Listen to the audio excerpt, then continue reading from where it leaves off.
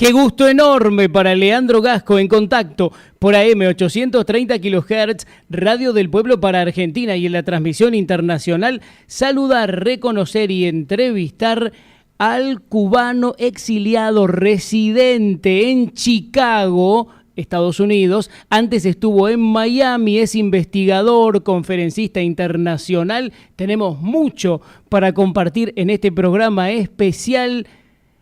Michael Aristas Salado. Hola, amigo Michael. Buen día en Chicago, buena tarde en Argentina. Qué grato tenerte. ¿Cómo estás? Hola, Leo. Gracias, lo propio. Muchas gracias por la invitación y un saludo a la audiencia. Decime, ¿hace frío en Chicago? Contanos, aquí hace calor. Menos 21 grados Celsius aquí y bajando.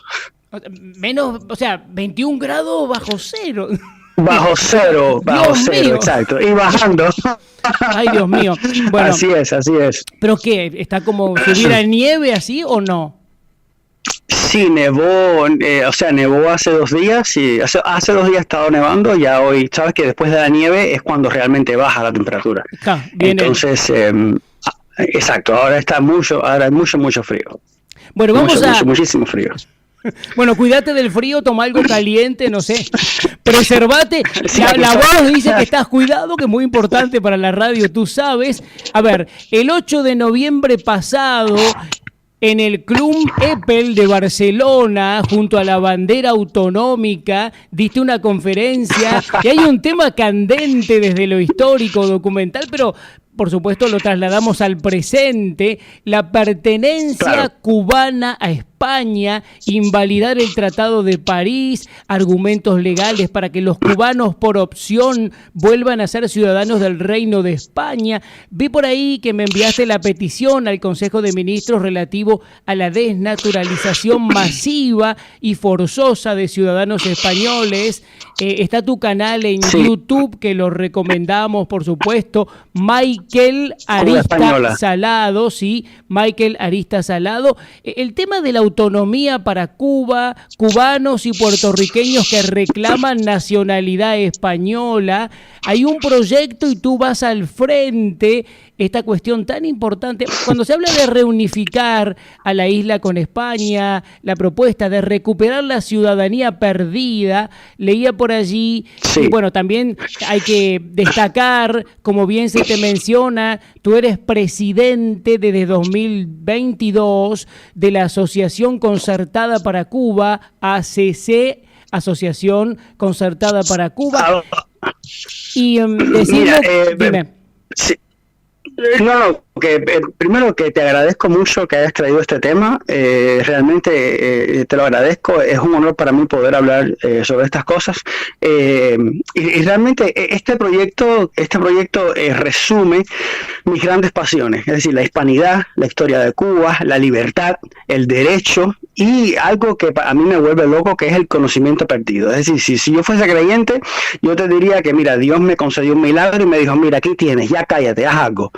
O sea, ha sido realmente algo extraordinario. Efectivamente, nosotros pedimos que se restablezca, es decir, y esto es algo importante, yo quiero que todos los cubanos y todos los puertorriqueños sepan, pero sobre todo los cubanos, que ahora mismo no tenemos libertad, y es que los cubanos, todos los cubanos, tenemos un derecho histórico a la ciudadanía española.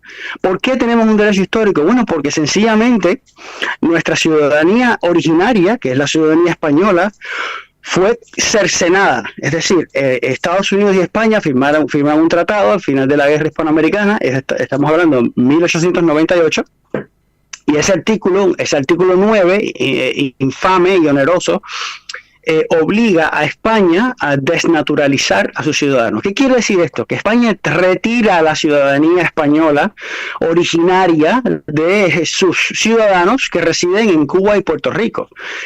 Dicho así, es un escándalo. Pero, o sea, si tenemos en cuenta que el 90% de la población era española, por mandato constitucional, es decir, los cubanos no pensamos en que nosotros mismos, nuestros abuelos, bisabuelos, eran españoles originarios. Y el elemento aquí fundamental es que la mayoría de nuestros mayores no querían la independencia, es decir, la independencia fue impuesta no solamente que fue impuesta, sino nuestra ciudadanía fue cercenada, fue retirada. Y este artículo es el que nosotros estamos diciendo que es inconstitucional, que viola la Constitución española de 1876, que era la que estaba vigente en Cuba y Puerto Rico, en tanto Cuba y Puerto Rico son territorios españoles, es decir, no somos colonia. Eso es otra idea peregrina, incorrecta, que se ha usado, sobre todo con influjo inglés, con influencia del coloniaje inglés, se ha usado como una especie, como peyorativo, como derogatorio. Y en realidad no fue así. Nosotros nunca fuimos colonia en el sentido de colonia, en el sentido peyorativo con el que se usa. Es decir, España gobernaba Cuba como gobernaba el resto de sus territorios. Es decir, había un capitán general en Cuba como había un capitán general en Cataluña, en Galicia, en Madrid.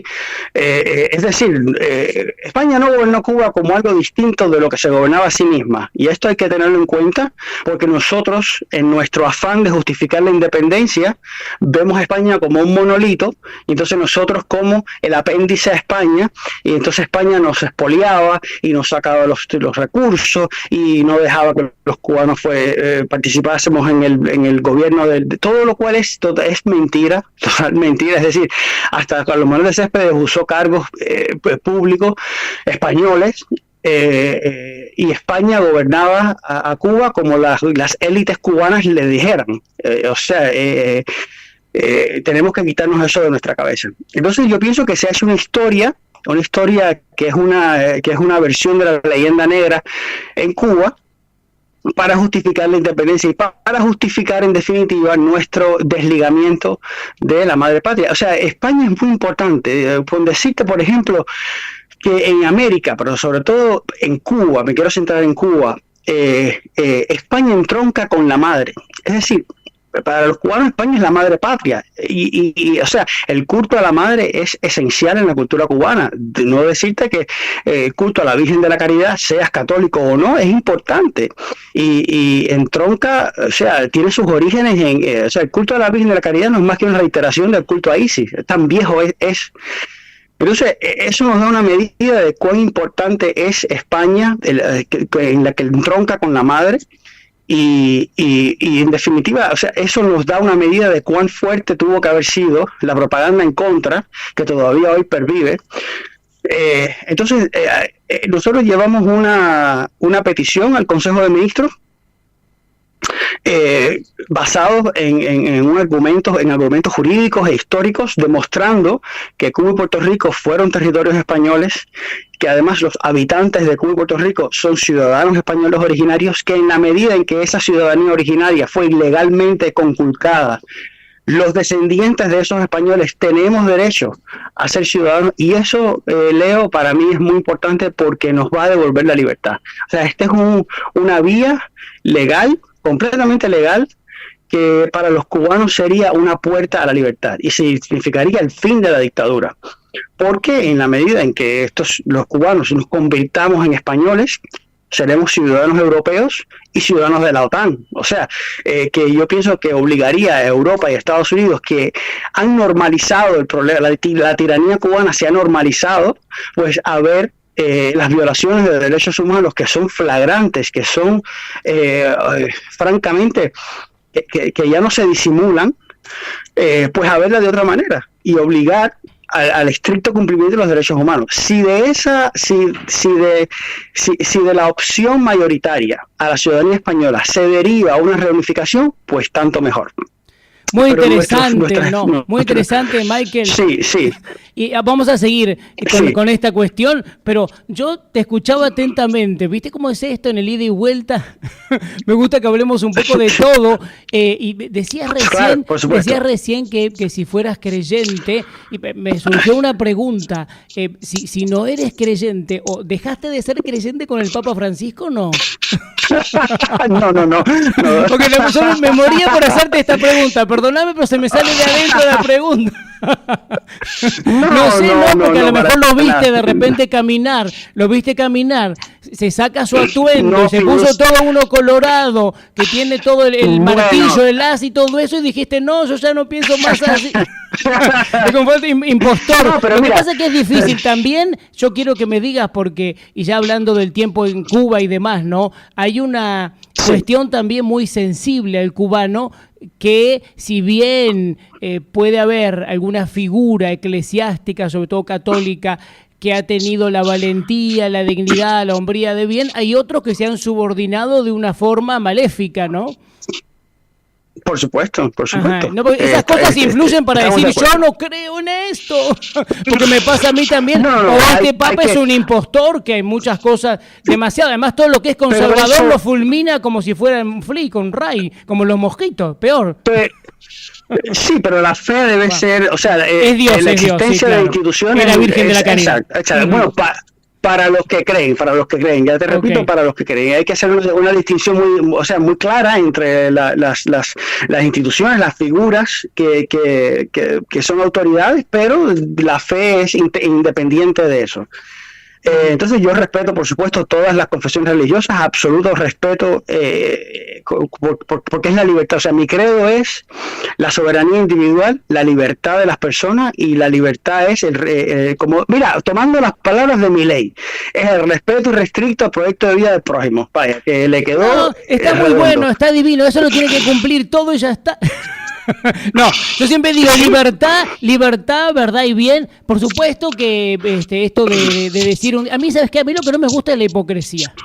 Digo, si bien me parece que Javier Milei yo lo voté, lo digo públicamente, y me parece que dentro de lo que había era la única opción, es la única opción. Por supuesto que cuando haga algo que roce la hipocresía, porque acá hay una cosa, yo estoy pidiendo que se bajen los sueldos de diputados y senadores, está bien, tal vez no sea el momento porque los necesita para que voten, yo lo entiendo, y que hagan que le están poniendo 1.500 trabas, pero también es importante que no, a ver, una cosa es la cuestión de gobierno, las relaciones interestados, y otra cosa es la hipocresía. A mí, por ejemplo, después de que definió muy bien lo que era el Francisco Bergoglio, entonces, bueno, yo por supuesto me dicen, ¿qué te parece si mañana van a una reunión y él le manda una carta y le dice, vení Francisco acá a Argentina que te recibimos? Bueno, eso se contrapone con lo que dijo alguna vez, y a mí la hipocresía no me gusta, como tampoco me gusta que vaya a verlo. A mí, entiendo que hay dos estados, pero bueno, yo tengo que decir la verdad. Gobernar. Bueno, no, yo lo dejo gobernar. Lo dejo gobernar, y no solo lo dejo, sino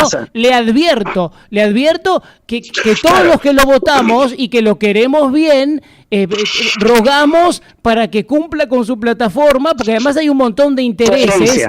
No, y hay intereses. Con un poco de coherencia. Claro, y hay intereses que lo están tratando de esto, como lo están serruchando para que se caiga constantemente. Y los sindicatos, que son todos mafiosos, delincuentes, millonarios, que ahora van a hacer un paro, no tienen cara, también hay todos presos y bueno. Pero bueno, volvamos a Cuba. Se nota que estamos en vivo y en directo. Nos está escuchando Argentina, quiero decir. Michael Aristas Salado. Oíme, hay un tema importante acá cuando estábamos hablando, lógicamente, del artículo 9 del Tratado de Paz, firmado en París el 10 de diciembre de 1898, que obliga a España a decretar desnaturalización. Hablamos de cubanos, de puertorriqueños, ¿no? Pero hablábamos del proyecto, de la repercusión impresionante que ha tenido, todo este impulso que tú le has dado, que te has puesto al frente como Don Quijote, del escrito. No me hagas llorar, coño. No, oíme, pero me gusta, y además, contame del escrito, contame de la demanda judicial. Ahí está tu abogado, si lo quieres nombrar, que está trabajando en la presentación judicial. ¿Cómo va esa cuestión? Mira, a ver. Va tan bien que yo a veces tengo que decirle al abogado mío, chico, pellízcame, porque va viento en popa. O sea, la demanda es el rollo 766/2023, radicado en la Audiencia Nacional, que es un tribunal competente para resolver asuntos administrativos.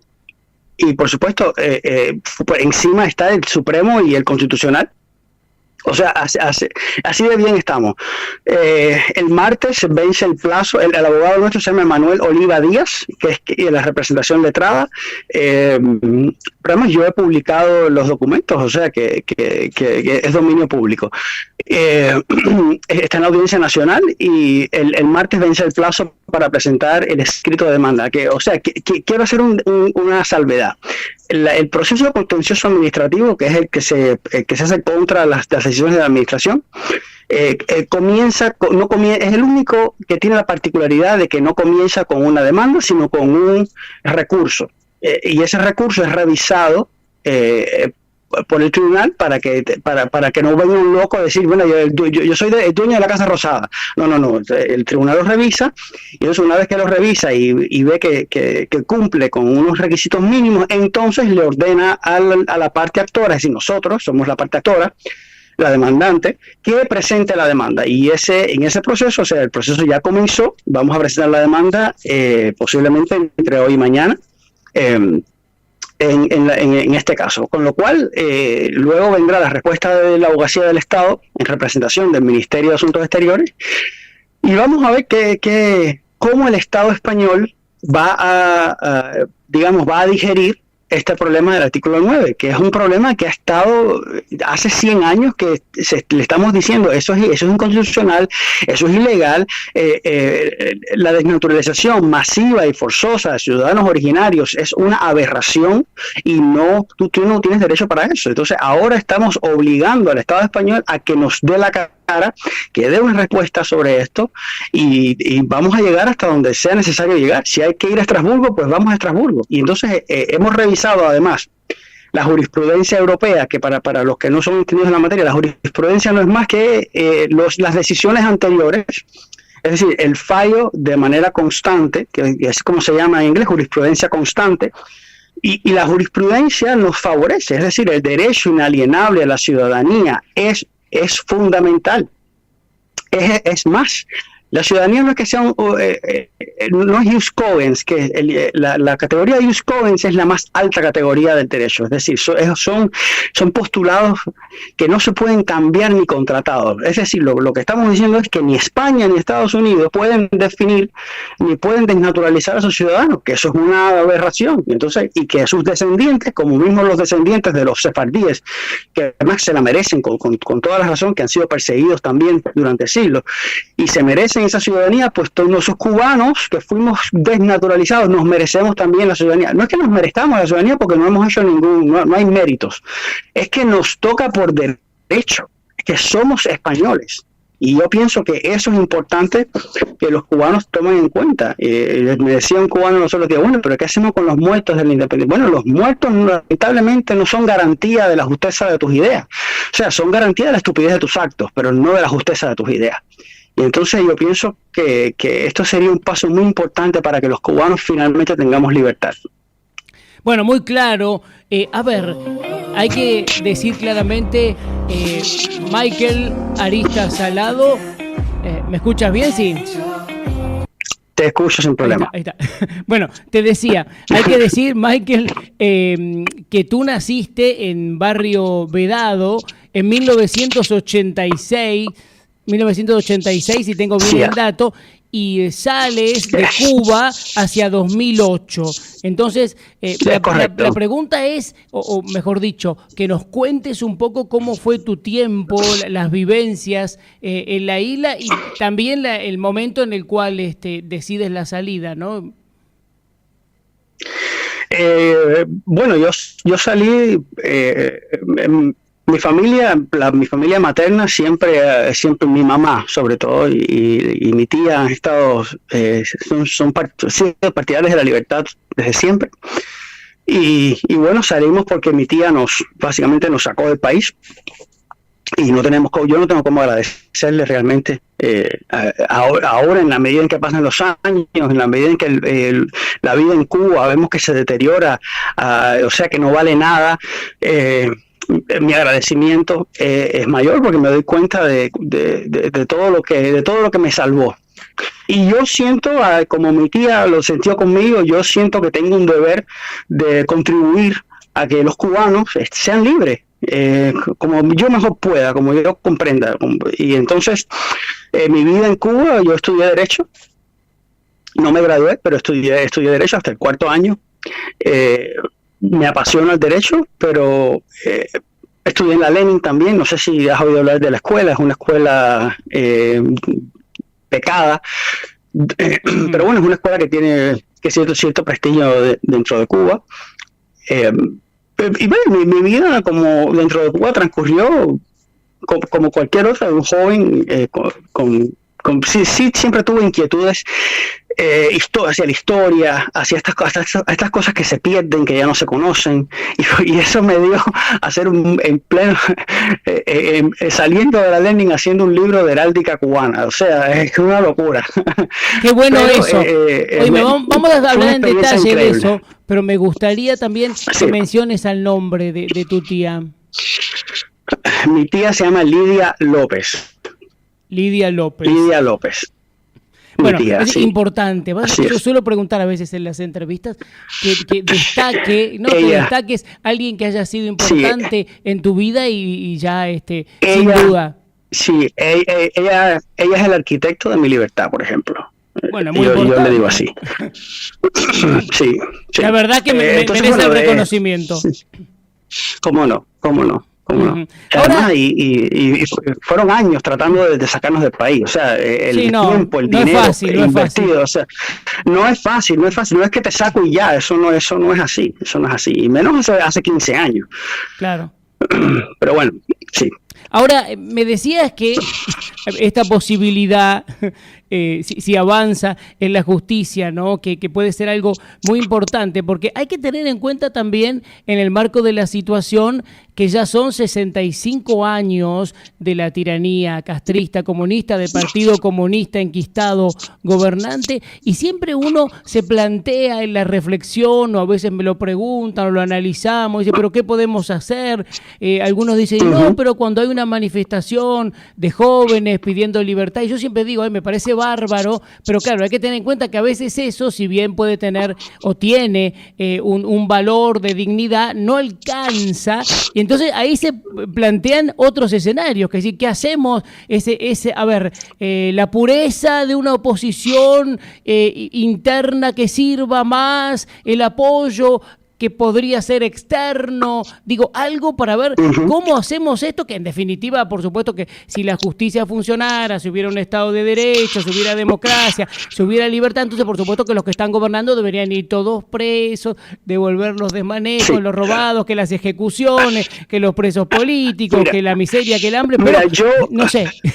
Sí. Yo no tengo, como mismo no tengo la moral o la, digamos, la cara de hablarle a los cubanos sobre heráldica, porque siempre es sido un complejo que he tenido. Yo no puedo decirle, vamos a hablar de heráldica, y ¿cómo me vas a hablar a mí de dibujitos si yo no tengo comida, no tengo agua, no tengo, claro. O sea, yo no suelo hablar de eso, no suelo hablar de estas cosas, porque si yo tengo un micrófono, lo que voy a hablar es de libertad, de los cubanos que tienen que ser libres, de los más de 1000 presos políticos que tiene el régimen cubano. De eso yo hablaría.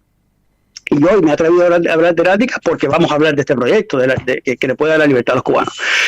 Entonces, como mismo no puedo hablar, yo no puedo mandar al pueblo a la calle porque los van a masacrar, como ya pasó el 11 de julio.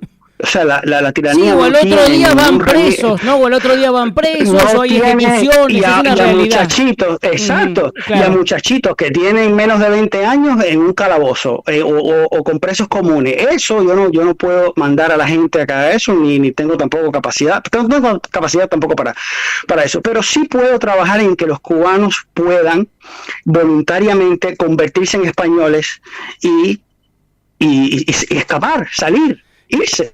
Es una buena forma de romper cadenas, Michael.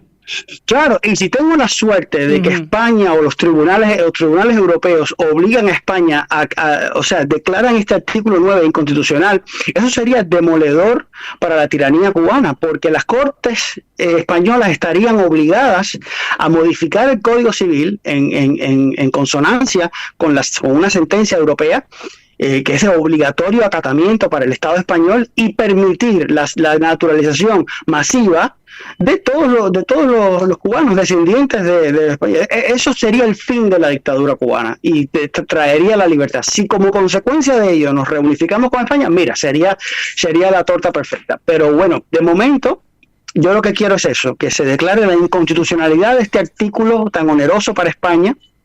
Porque además tengo que decirle, o sea, estamos hablando de hermanos españoles, o sea, nosotros somos hermanos de los españoles, somos el mismo pueblo, la misma gente, y ahora estamos pasando por un problema y necesitamos el reconocimiento de esa madre que quiera a sus hijos, aunque sea díscola, aunque sus hijos sean díscolos, ¿eh?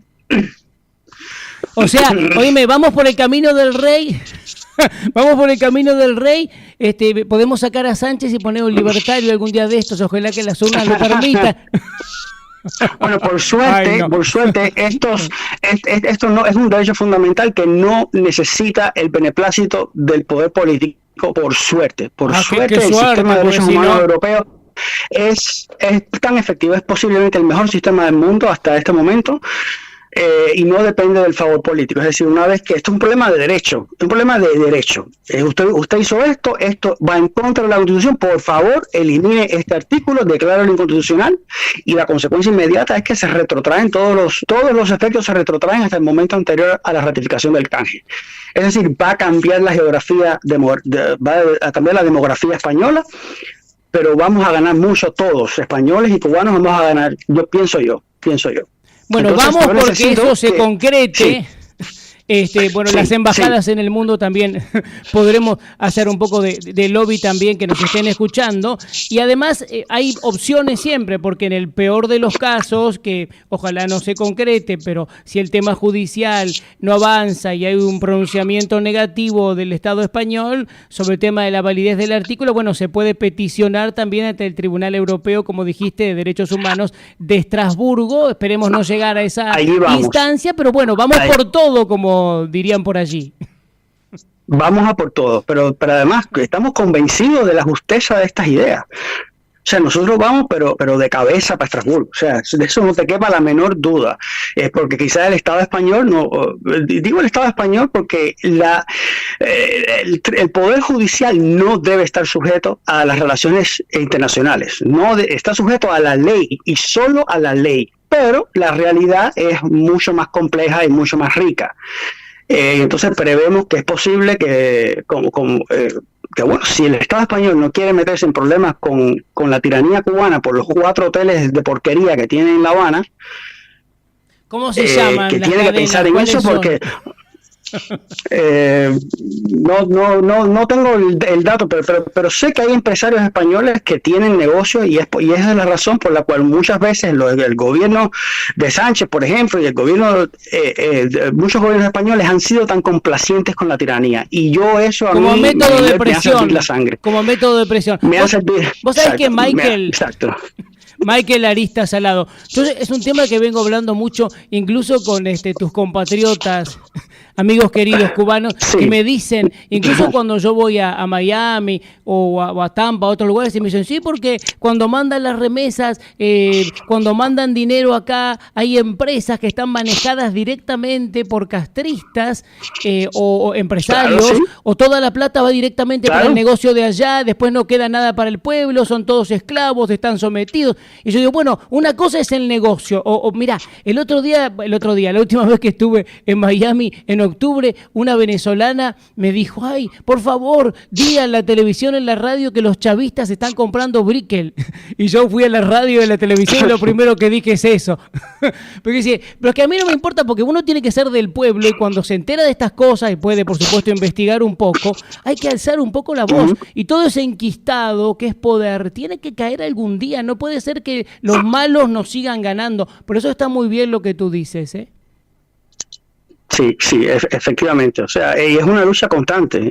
Y ahí está la función del periodismo libre, de poder denunciar estas cosas, de informar a la ciudadanía de qué es lo que está pasando, para que entonces la ciudadanía, con los mecanismos que tenga a su alcance, pueda tomar decisiones dentro de un marco no violento. Debo decir esto porque no es barra libre para todo el mundo, porque entonces descendemos al caos. Pero en el caso cubano, por ejemplo, es la opción que he visto, es una opción que además que no trae muertos, que no debe traer muertos. Es decir, es una opción que el que quiera, el que se sienta que quiere escapar de esa cárcel, pues se convierte en español, que además es un tema de justicia histórica. O sea, tampoco es que lo estamos trayendo o sea, tampoco es un tema, no es un tema hecho ad hoc, no es hecho a la medida para este problema, sino es que viene hace un siglo que tenemos esta situación. Y de paso también tenemos que, yo quiero que el gobierno cubano no tenga el monopolio sobre la historia, porque el que domina la historia domina el relato. Entonces no me da la gana. O sea, el tema de la libertad significa que yo me puedo cuestionar todo, me cuestiono hasta la independencia, que como sabes, fue un fraude, es un fraude del tamaño de Cuba entera. ¿Por qué? Porque mira, yéndose a España, o sea, cesando la soberanía española el 1 de enero de 1899, el gobierno de intervención norteamericano emite una proclama, y en esa proclama no le dice a los cubanos, ustedes ya son libres. No. ¿Qué dice? ¿Qué dice esa proclama? Esa proclama dice, el ordenamiento jurídico español queda en pie, incólume, es decir, completamente vigente. El Tratado de París además dice, los casos que se están llevando, que están pendientes en el Tribunal Supremo Español, el Tribunal Supremo Español mantiene competencia sobre esos casos. Es decir, ¿cuál es la independencia? ¿Dónde está la independencia? La independencia fue que jodieron a los españoles. Es decir, cuando digo españoles me refiero al 90% de la población cubana y a un por ciento enorme que quería la autonomía, pero no quería la independencia, y cambiaron la historia, y entonces toda la historia ahora se centra en cómo justificar esa tan llevada y traída independencia, que no ha servido absolutamente para nada. Ahora, Michael, está muy bueno esto, porque es una bandera y un camino conducente que puede producir un cambio real. Yo no sé si cuando esto se produzca, a lo mejor todos los cubanos se hacen españoles, menos toda la cúpula del Partido Comunista, no sé, los juntamos todos, los metemos todos presos. Estaría bueno eso, yo no sé. Me parece muy bien. Escuchame una cosa. Me parece muy bien. Sí. Pero a ver, entramos al primer mundo, entramos a la puerta europea, por favor. Cuba está totalmente destruida y solo derrotamos y sepultamos al comunismo, que ya con eso ahí ponemos la bandera de la libertad. Claro, ¿te imaginas un país que fue dominio español que regrese a España? Eso es un bofetón sin mano para toda la gente que dice que España era mala y horrible. No, eso es un bofetón sin mano. ¿Te imaginas?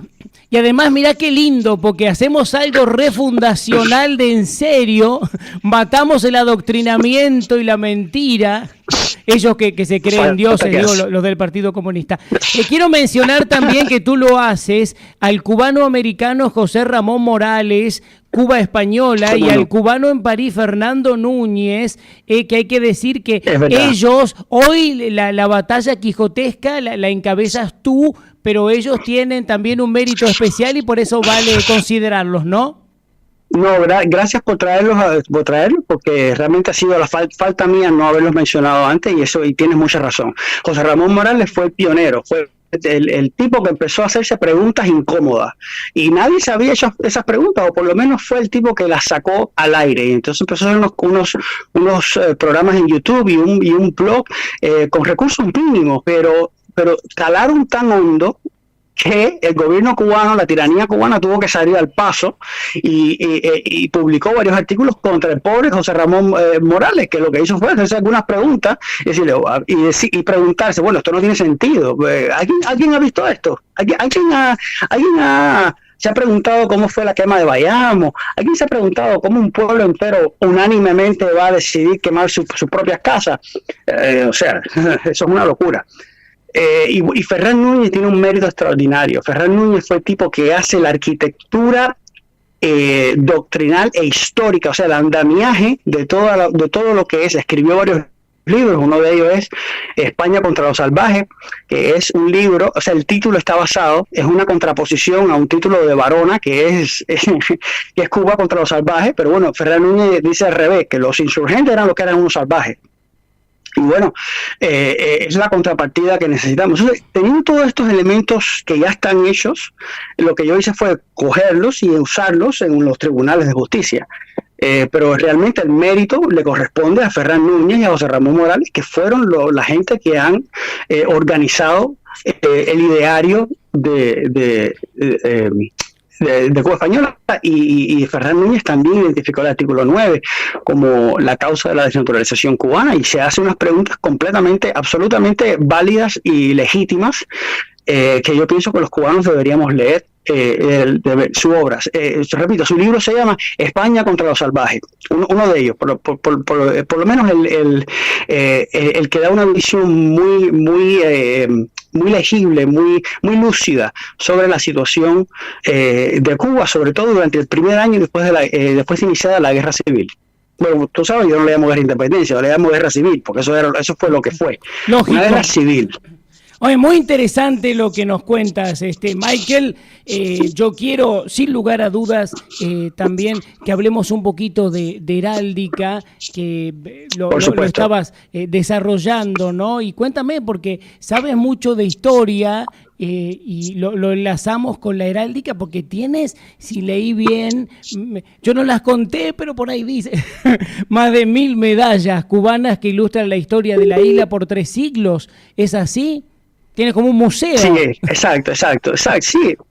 Sí, más o menos, esa es la idea, porque mira, uno va estudiando la historia y te das cuenta que la historia que me cuentan no es la historia que yo estoy leyendo de los documentos originales. Entonces, la heráldica, la medallística son documentos de la época que nos va a contar una historia. Entonces es increíble que no usemos, o sea, tú puedes decir, bueno, voy a contar la historia de Cuba a través de su pintura, o a través de, bueno, yo tengo las medallas y podemos contar la historia del país a través de sus medallas. Entonces empecé a investigar y una cosa me llevó a la otra. Yo siempre he pensado que es una pérdida de tiempo coleccionar, porque ¿para qué voy a coleccionar si están en el museo? Pero resulta que el museo no las tiene, o el museo no me da la información. Entonces no me quedó más remedio que empezar a coleccionar todo el medallero y he llegado a 1000 piezas. O sea, y lo interesante que tiene es que es como, hay de todo, son piezas de la iglesia, de lo civil, y nos da una medida, sobre todo, de cómo la sociedad funciona, cómo piensa, pero además el uso del metal es un indicativo de cierto desarrollo, y todo eso se pierde. Es increíble que se pierde. Ya no más. Ya no podemos encontrar medallas que hagan un club de libros en Guantánamo, por ejemplo. Y eso nos da una medida de cómo es retrocedido en desarrollo tecnológico y en conocimiento de la sociedad cubana. Por desgracia. Entonces la heráldica es algo parecido. La heráldica es un sistema emblemático europeo que tiene 1000 años, es decir, se regulariza en el siglo XII después de Cristo, o de nuestra era, como más roño te debe decirlo, y que además penetra en las cancillerías, penetra en las personas, penetra en todo ámbito social, y vive todavía hoy, es tradición vivísima. Es decir, los obispos todavía siguen haciendo sus escudos, los pueblos siguen haciendo sus escudos, pero lo que se ha perdido es en las reglas de la heráldica, es que cómo hacer un escudo, cómo leerlo. Entonces lo que terminamos haciendo son fotos, paisajes, y los marcamos en un escudo, y eso no es heráldica. La heráldica no es eso. Entonces, en ese sentido, por otra parte, yo cuando fui a la Biblioteca Nacional a buscar los escudos cubanos, me encontré que no había. Hay enciclopedias brasileñas, pues, francesas, españoles, pero no hay un salado libro sobre escudos cubanos. Entonces dije, bueno, esto es lo que hace falta. Y eso fue lo que me hizo a mí hacer el repertorio de escudos cubanos, que obtuvo mención en el Premio Anual de Investigación Cultural de entonces el Instituto Juan Marinelo, allá por el año 2006. Qué bien, porque Michael, a ver, como tenemos por un lado que ellos quieren refundacionar la cuestión, se creen refundacionales, adoctrinan, cambian la historia, no preservan lo sano, lo puro, la tradición, la real identidad. Por eso es muy importante, ¿no? Redescubrir tuyo no. Y preservar por sobre todas las cosas. Ahora, en este momento nos están escuchando un montón de oyentes por la Argentina a través de 830 kHz Radio del Pueblo desde nuestro programa En Contacto. Un gusto grande hacer esta conexión Buenos Aires-Chicago, pero quiero aprovechar, Michael, para que me digas desde cuándo estás residiendo en Chicago y no sé, alguna perlita, ¿qué es lo más lindo que tiene ese lugar? Yo resido aquí desde diciembre del año pasado, o sea, entré con invierno y siempre el invierno me recuerda cuando entré, ¿no? Chicago es una ciudad maravillosa, absolutamente maravillosa, donde me ha llamado la atención, se parece a La Habana en el sentido de que es muy ciudad para sí. O sea, tiene sus zoológicos, sus academias, es una ciudad que es muy independiente y donde cualquier cosa que tú te imagines probablemente existe en Chicago. Es decir, la diversidad es bandera de la ciudad. Y eso es algo que me gusta mucho. La arquitectura, por supuesto, es fabulosa, es absolutamente fabulosa. Y la estoy disfrutando día a día. Todos los días descubro algo nuevo y es una ciudad que se disfruta mucho. Bueno, feliz entonces y además con un montón de proyectos y detrás de esta cuestión que esperemos que se concrete pronto, así que vamos por esa cuestión más que fundamental. Sé que cada día estás recibiendo más apoyo de tus compatriotas sí. Y de los que no son tus compatriotas también por el mundo, se van enterando y se van sumando a esta causa hispana, muy importante para todos. Mira, ha sido increíble. Si tú coges los primeros videos de José Ramón Morales, vas a ver en los comentarios un montón de insultos y de mira este logo, mira no sé qué, pero y ahora buscas los comentarios de los videos de ahora y los comentarios son completamente distintos. Los comentarios son más de apoyo, con lo cual eso indica que la percepción ha cambiado en la población. Es decir, y esto después del trabajo de Ferran Núñez, que me refiero, que ha hecho cambiar la percepción pública sobre una idea que inicialmente fue muy combatida. Seguramente por ignorancia también, ¿no? Más allá de las operaciones del castrismo. Chicos, no, por supuesto, y además porque tenemos este orgullo nacionalista que nos ha hecho más daño que bien y que no permite cambiar la forma en que nosotros vemos y por qué el Estado cubano tiene que ser el receptor de la máxima lealtad. No. O sea, ¿qué ha hecho para si tiene un nacimiento espurio? Y esto es lo que hay que ver. O sea, estamos rindiéndole culto a un ente, a una entidad que tiene un nacimiento completamente espurio. Porque además, debo decir, la República cuando nació no devolvió las propiedades confiscadas por España. Y eso me parece que hace que la República haya nacido con una tara. Nació mal. Porque a mí me han dicho desde chiquito, lo que no es tuyo, no se coge. Lo que no es tuyo, no lo coges. Punto. Se devuelve. Entonces, tenemos un montón de discontinuidades y tenemos un montón de cosas por resolver que no hemos resuelto. Y yo pienso que esto es una oportunidad dorada para que los cubanos nos sentemos a hablar, porque no sabemos ni siquiera cómo comunicarnos. Porque la sociedad cubana no es más que un reflejo de la familia y nuestra familia no se comunica. Entonces, tenemos un montón de problemas y ojalá que sea un pie para sentarnos a hablar. Bueno, han destruido la familia, claramente, ¿no? La moral, todo. Yo recordaba una entrevista que recomiendo en mi canal de YouTube, Leandro Gasco, periodista en YouTube, donde quedará esta también, con Nati Mistral, que alguna vez dijo, os dimos un continente al mundo, hablando de la cuestión de la hispanidad tan importante y de nuestra pertenencia e identidad que sumamos a esta causa. Bueno, hoy tú llevas la espada, el escudo y estás al frente de esta batalla. Me gustaría...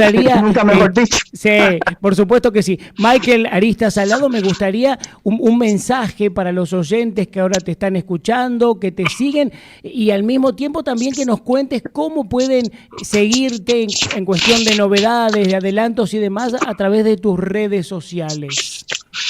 Bueno, yo ante todo agradezco la atención, agradezco eso y quiero traer un tema importante y es que nosotros vamos a prevalecer en la medida en que este tema sea conocido. Con lo cual, yo ruego a que cada vez que usted tenga una oportunidad, comparta con alguna persona esta idea, la comparta esta entrevista, porque yo lo que necesito es que todos los cubanos, todos los puertorriqueños y por ende el hemisferio sepa cuál es nuestra realidad y por qué esto es una opción válida.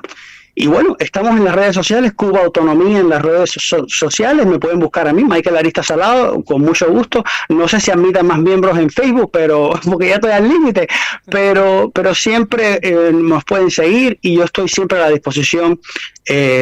Nuestro correo es presidencia@cubaespañola.com y ahí estamos a su disposición.